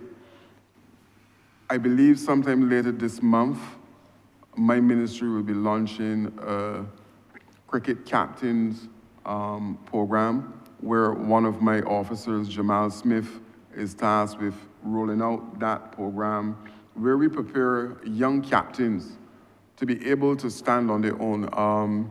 He would have indicated at present, you have a coach who is sitting in the pavilion and signaling on the field to captains where to position players and different things in relation to the rollout of the game. So we have a young captains program going. You mentioned the BCL. Again, by the end of this month, you will see a documentary coming from my ministry chronicling all of the work and those players who would have passed through the BCL. I'm actively looking to start a community-based program that will do 2 things. 1, provide, again, a structured sporting activity for those youngsters at community level. And 2, it is an attempt to resuscitate the BCL, who will act as a feeder into the BCA. And we are currently having meetings. There's one scheduled soon with the BCA to flesh out again how we can forge a working relationship with that entity. So yes to both of your questions. Okay. All right, thank you. I can make suggestions to you as to what should be done, but I suspect we're going to get that chance later this year when y'all call the election, and we're going to produce a manifesto And in that manifesto, we will tell the government, well, not the government, the people of Barbados what to do in relation to sports. So you will get a chance to read it later this year. Sorry, you That's know, not a question. I know. If I was your general secretary, I would not answer. But the truth is, honorable member, that you brought a manifesto already. But that's not my third question, Mr. Chairman of committees. The minister's I wasn't asking him when he's calling the election. The minister is commenting. Oh, he's commenting. Yeah, he has. That's his But right. that was my comment, and it was moving to my third question. That's his right to comment. I see. I will But move to you with your. He is upset about the prospect of an election later this year. By no means. I was making the point that your party brought a youth manifesto. Yes. And the truth is, it was at that point in time the best piece of fiction on the island. Because nothing that was written in that manifesto came to fruition.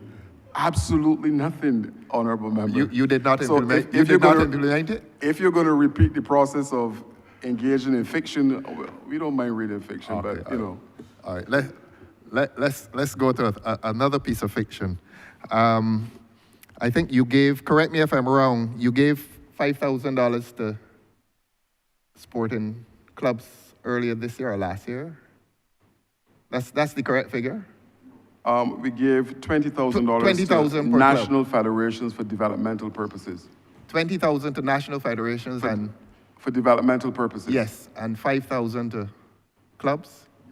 Right, yeah, so my figure is correct. 20,000 to national federations and 5,000 to clubs. And I take it that you have followed up. I take it your ministry has done something of an audit, and not a financial audit, but an audit as to how that has in fact developed the federations and the clubs, whether they've been able to, well, what have they been able to do? My simple question is, have you done a follow-up audit as to how these funds, small as they are, $20,000 in this day and age, the way y'all are running the economy, isn't going to do a lot. Have you followed up? That's the simple question. And what results have been yielded by this modest input of 20 for a federation and 5,000 for a club? Or is it just a patronizing gift to make people feel good about the government? Honorable member. I know it wasn't your decision, but you have to give account for it. I know it was not your decision. You know, you should not answer a question with a question. But the truth is that nothing from your organization can match what is happening in relation to what this government is doing for sports on island. Let's be real. I was in the ministry for 10 years, and I mentioned on Friday in my opening the 6 initiatives that came from the Democratic Labour Party in 10 years. The David Thompson, the Silver Hill, yes? Yeah, but Minister, you would appreciate that I'm asking about now. I don't want a history lesson. The people of Barbados don't want a history lesson. They want to know what is happening to the $20,000 given to federations and the $5,000 given to clubs. I know we get there, sir. Thank you very much. You're very kind. So, yes, we intend to follow up. We're not cutting checks, honorable member, and giving any organization 20 grand.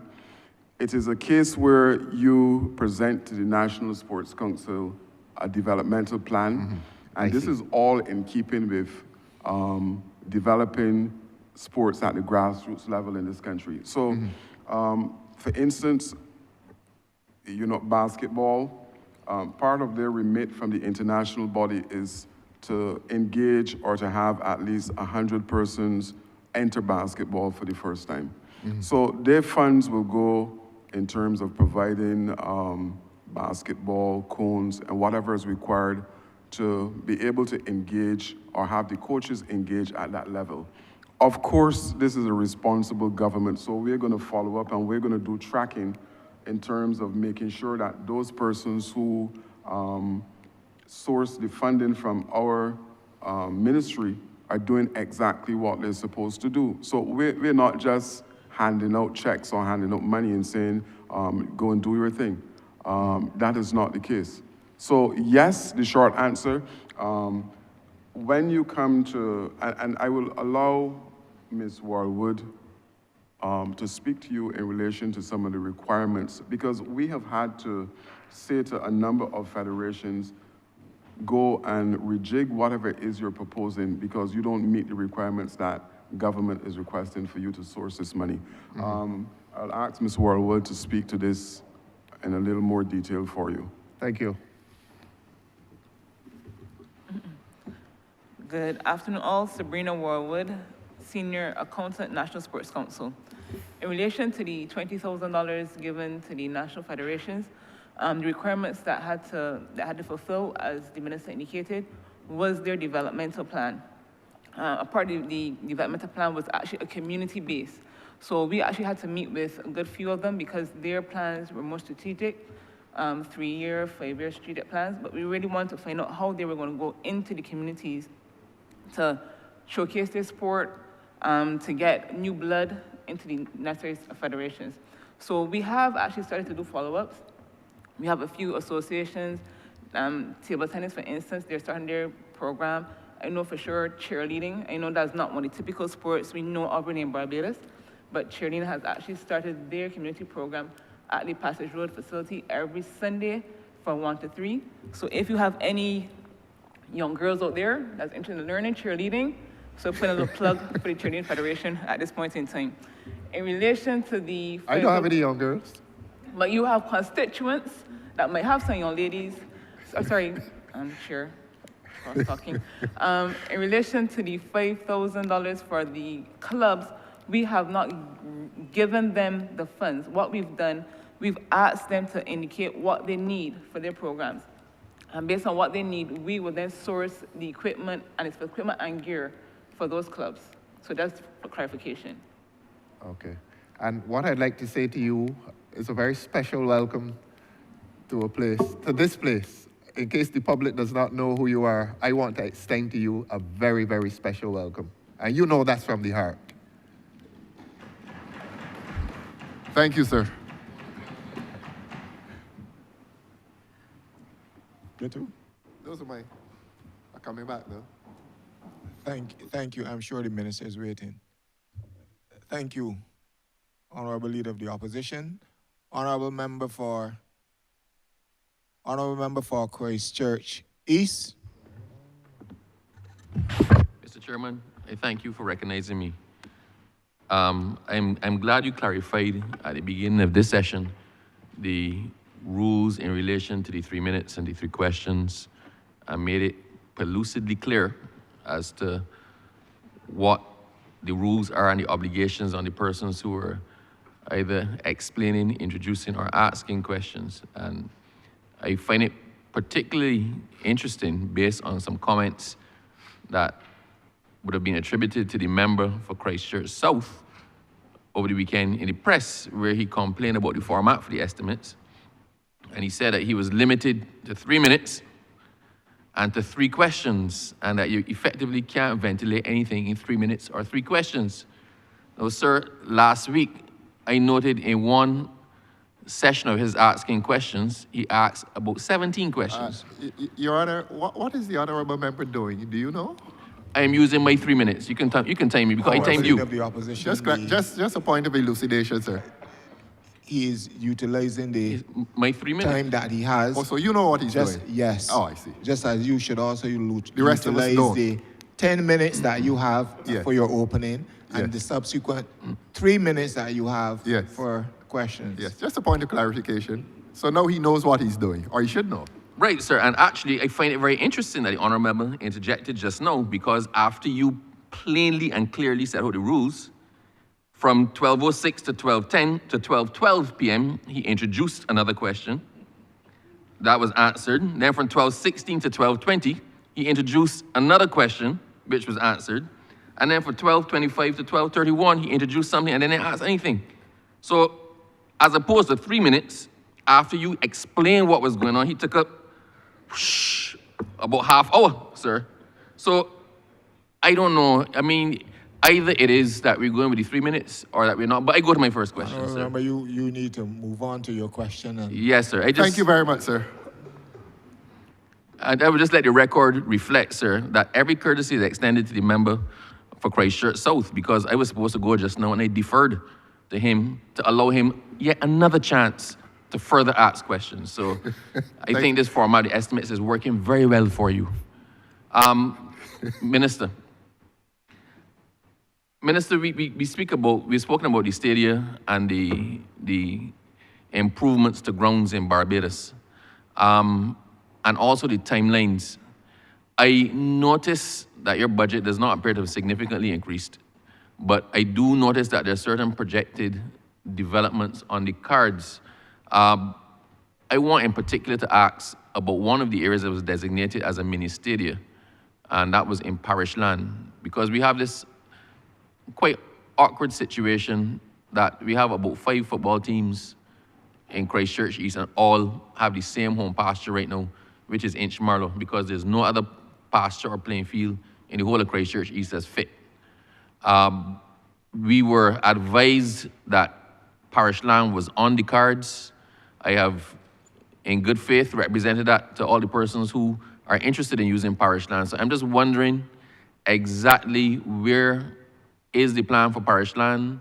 When is it due to start? When can we expect to have it finished?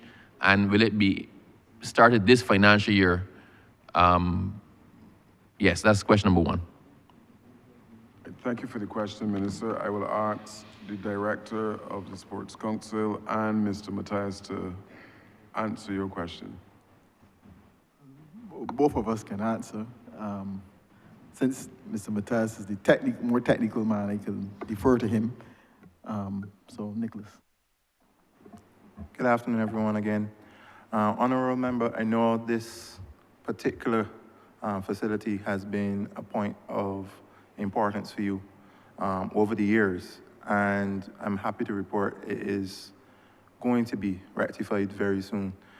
It has fallen under the Mini-stadia project, which means it will get the what I've explained before in terms of what all the Mini-stadia are going to get in terms of seating capacity, that sort of stuff, for security and other reasons. Also, the Pavilion, it is one of the ones that were in dire need, that was in dire need of repair, and we have so far gotten the invoice and subsequent provision of the check for the mobilization to get the roof started. I also can report to you that we will, at some point in time in the new financial year, get that pavilion painted as well.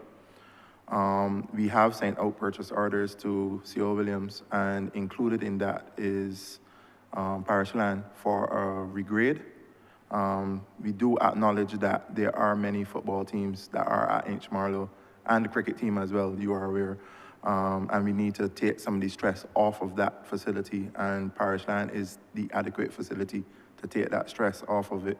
And we endeavor to get that facility up and running, if not by the end of this financial year, well, at least within the first month of the new financial year. Sir, I'm almost afraid to ask anything else, because that news fills me with such hope. So just so I'm clear, and you perhaps the first person who sat here and been prepared to give timelines, so I'm writing this down. So you said you start in this financial year, and we expect that parish land should be usable, thanks for your pen, within the first month of the next financial year.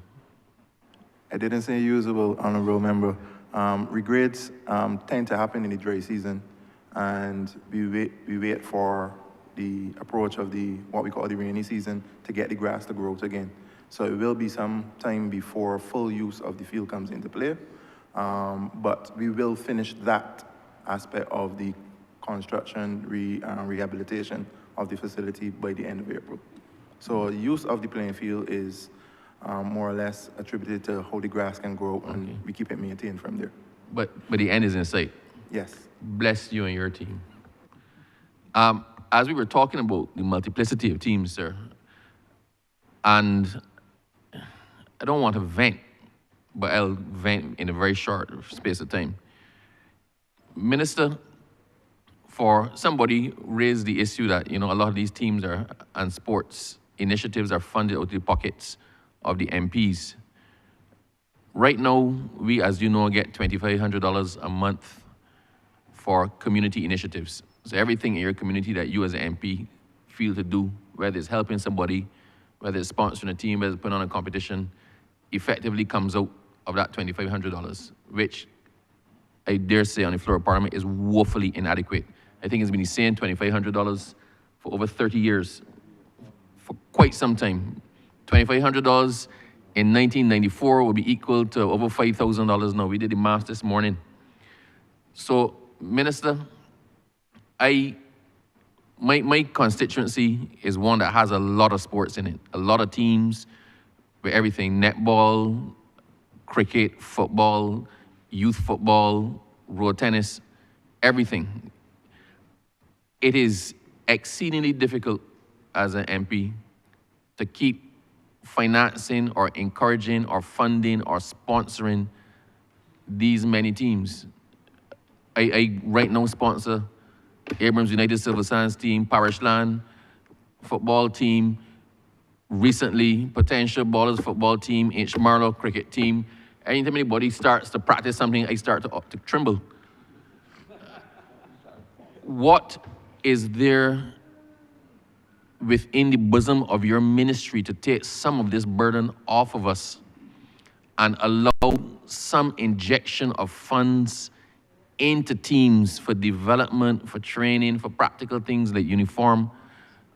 What is there within your budget that can help us to help people? Because we cannot do it with the budget that is given to us as parliamentary representatives. A simple answer to you, Honourable Member, is that embedded in the Youth Development Program, there's a component called Request for Assistance, and as long as that form is filled out and submitted to the ministry, then assistance is rendered to youth and community groups and clubs, similar to what you're identifying. So yes, there's part of the budget of the ministry is earmarked for doing exactly that, assisting clubs and community groups. And because you've so adequately answered the two questions that I did ask, I don't think there's a need at this point in time for me to ask a third, and I reserve the right to do so. Mr. Chairman, I beg to move that you don't report progress to Her Honor the Deputy Speaker and beg for leave to sit again. Beg second it. The question is that I do not report progress to Her Honor the Deputy Speaker and ask for leave to sit again. All honourable members in favour, say aye. Honourable members against, say no. Methinks the ayes have it.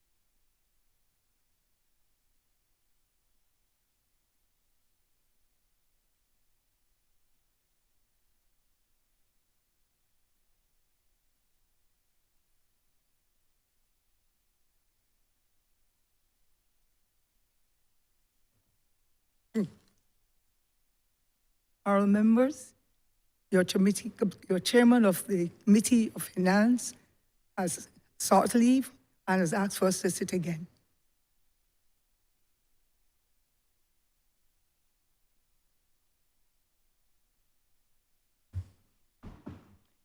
Madam Deputy Speaker, I beg to move the suspension of the House until 2 p.m.